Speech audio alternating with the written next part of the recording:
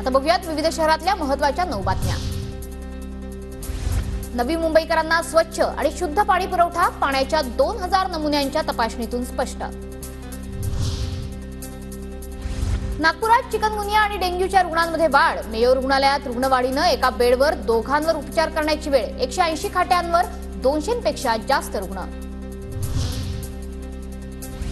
राज्यात महाविकास आघाडीची सत्ता आल्यास शेतकऱ्यांना कर्जमुक्ती देणार, काँग्रेसच्या किसान आघाडीची परभणीत घोषणा।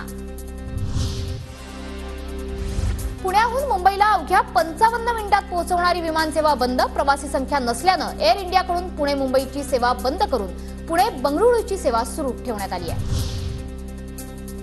मराठा आरक्षण शांतता मोर्चामुळे आज नाशिक शहरातील वाहतूक मार्गात बदल, आज सकाळी 8 वाजेपासून ते मोर्चा संपेपर्यंत शहरातली वाहतूक कोंडी टाळण्यासाठी वाहतूक मार्गात बदल। पुण्यात गणेशोत्सवात होणारी गर्दी, वाहनांमुळे होणारी कोंडी टाळण्यासाठी पोलिसांकडून उपाययोजना, खड्डे बुजवण्याबाबत महापालिकेशी पत्रव्यवहार।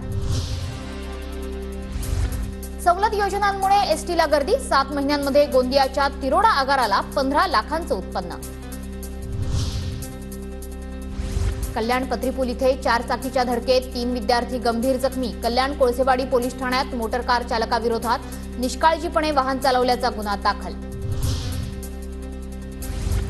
एपीएमसी बाजारात कांद्याच्या दरांमध्ये वाढ, कांदा 32 ते 38 रुपये प्रति किलोवर, आवक कमी झाल्यानं कांदा महागला।